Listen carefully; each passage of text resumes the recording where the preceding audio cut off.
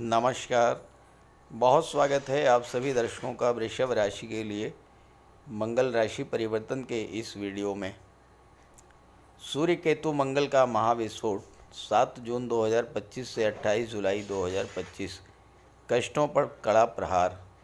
जी हाँ, 7 जून 2025 एक बेहद विस्फोटक योग आपकी गोचर कुंडली में पूरे 51 दिन के लिए बनने जा रहा है।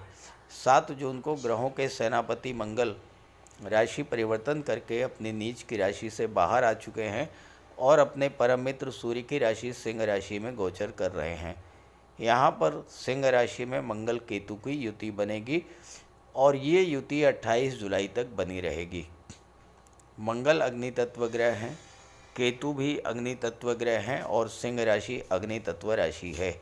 इस प्रकार दो अग्नि तत्व ग्रहों का एक अग्नि तत्व राशि में गोचर करना एक ऐसी विस्फोटक ऊर्जा का निर्माण करेगा जिसको अगर नियंत्रित करके सही तरीके से उपयोग किया गया तो ये ऊर्जा बड़े से बड़ा कार्य, वो कार्य जो सामान्य स्थिति में असंभव लगते हैं उन्हें भी पूरा करने की क्षमता रखती है।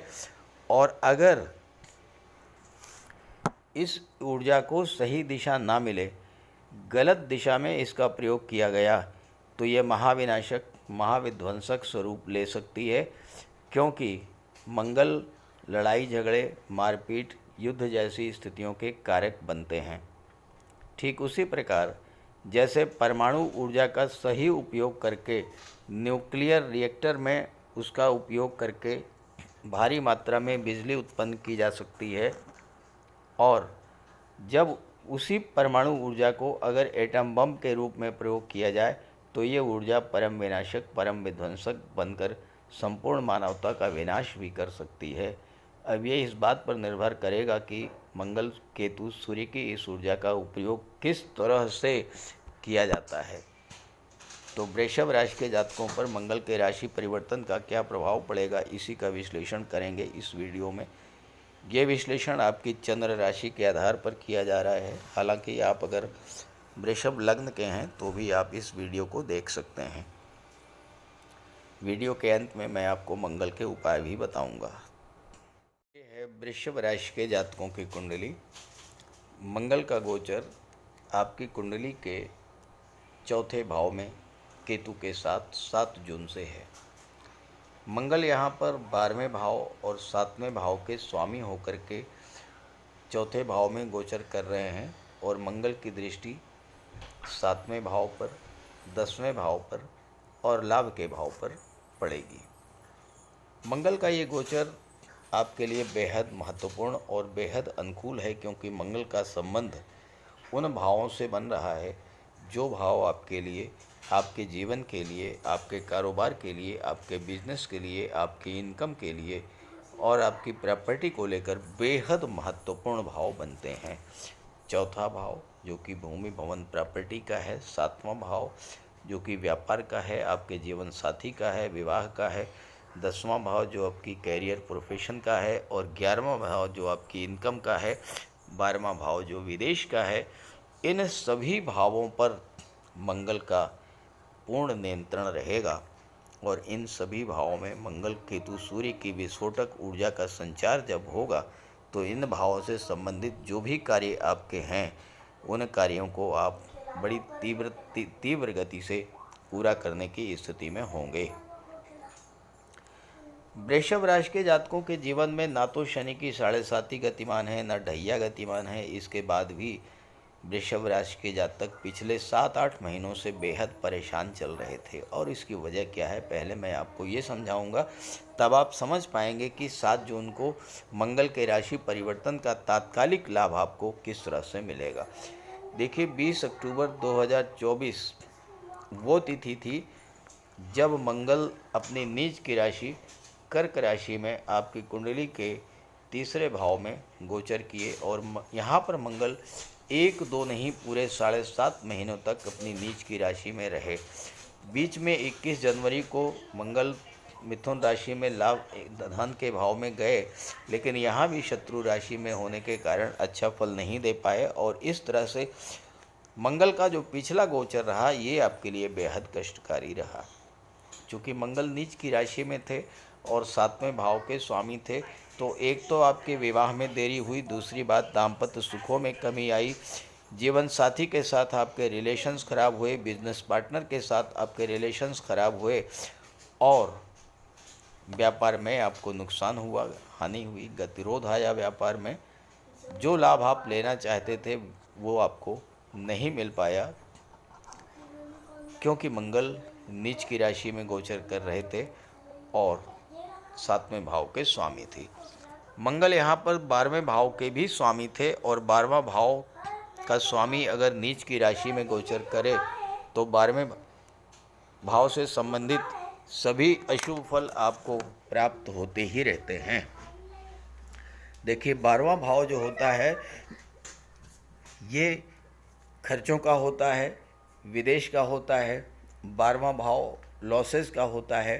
12वां भाव कोर्ट कचहरी अस्पताल का होता है। और ऐसे भाव का संबंध अगर किसी ऐसे ग्रह से बन जाए जो नीच की राशि में गोचर कर रहा है, तो आप समझ सकते हैं कि कितना ज़्यादा कष्ट आपके जीवन में बढ़ा होगा। अब एक तो जब मंगल धन भाव में आए तो आपका जो पैसा आपके पास था उसे भी नष्ट किया, और दूसरी बात यह है कि खर्चे आपके बिला वजह के बढ़ गए। तीसरे भाव में गोचर करते हुए मंगल की दृष्टि छठे भाव पर पड़ी। छठे भाव और 12वें भाव दोनों का संबंध एक ऐसे ग्रह से बना जो कि नीच की राशि में गोचर कर रहा था, तो स्वास्थ्य संबंधी समस्याओं ने आपको परेशान किया, खर्चे आपके बढ़े, कोर्ट कचहरी का मैटर बना और शत्रुता बढ़ी। कार्यों में भी बाधा आई, कार्यस्थल पर कार्य करने का जो माहौल बनना चाहिए वो नहीं बन पाया। आपके सहकर्मी, आपके विरोधी इस समय ज़्यादा एक्टिव हुए होंगे और आपका नुकसान किया होगा। अब चूँकि मंगल नीच की राशि से बाहर आ चुके हैं, तो हर तरह की समस्याएं जो चल रही थीं, कार्य क्षेत्र में जो संघर्ष बना हुआ था, कर्ज की स्थिति बनी हुई थी, स्वास्थ्य खराब हो रहा था, इन सभी समस्याओं से आपको धीरे धीरे राहत मिलनी शुरू हो जाएगी। चौथे भाव में मंगल, सूर्य और केतु की विस्फोटक ऊर्जा का संचार जब होगा, मंगल भूमि के कारक होते हैं। इस समय किसी प्रॉपर्टी को लेकर के आप बेहद उत्साहित होंगे उसको खरीदने के लिए, और मंगल के प्रभाव से, सूर्य के प्रभाव से, केतु के प्रभाव से आप उस प्रॉपर्टी को पाने के लिए इतना अधिक प्रयास करेंगे कि हर हाल में उस प्रॉपर्टी को प्राप्त करके ही शांत बैठेंगे। मंगल 7वें भाव के स्वामी भी हैं और 7वें भाव पर दृष्टि भी है, तो व्यापार व्यवसाय के लिए तो बहुत अच्छा रहेगा।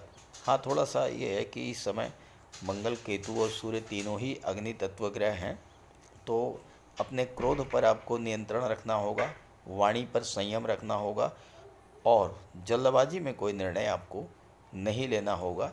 तो ये जो स्थितियाँ बन रही हैं 7 जून के बाद से, उसमें चूँकि 11वें भाव, 10वें भाव और 7वें भाव तीनों पर मंगल का नियंत्रण रहेगा, व्यापार व्यवसाय में तेज़ी के साथ ग्रोथ देखने को मिलेगी, कैरियर ग्रोथ देखने को मिलेगी और आपके धन का भंडार तेज़ी के साथ भरना शुरू होगा, आपकी इनकम बढ़नी शुरू होगी।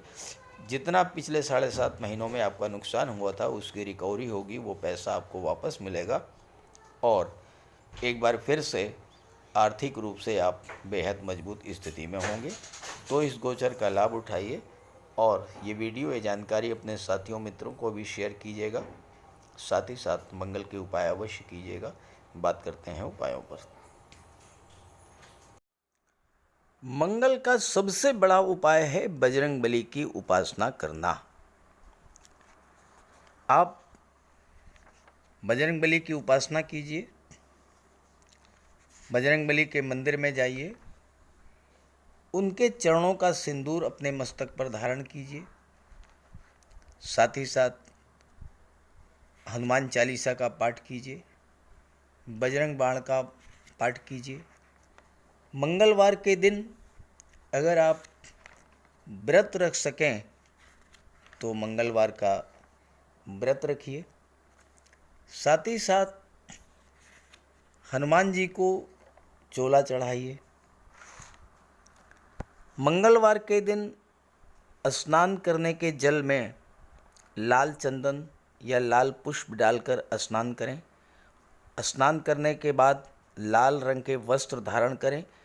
अगर नहीं कर सकते हैं लाल रंग के वस्त्र धारण, तो कम से कम एक लाल रुमाल अपनी जेब में जरूर रखें। मंगलवार के दिन मंदिर में जाएं, बजरंगबली के लड्डू का भोग लगाएं और गरीबों में बांट दें। घर की दक्षिण पश्चिम दीवार पर उड़ते हुए हनुमान जी का चित्र लगाएं। साथ ही साथ गरीबों में लाल वस्त्र, मसूर, गुड़, लाल चंदन, मिठाई, लड्डू, बताशे, रेवड़ी ये सब बांटिए। मस्तक पर लाल चंदन का टीका लगाएं या हनुमान जी के चरणों का सिंदूर लगाएं। मंगलवार के दिन बंदरों को गुड़ और चना खिलाएं। बहते हुए जल में लाल पुष्प, तिल या गुड़ प्रवाहित करें और जेब में एक तांबे का सिक्का रखें।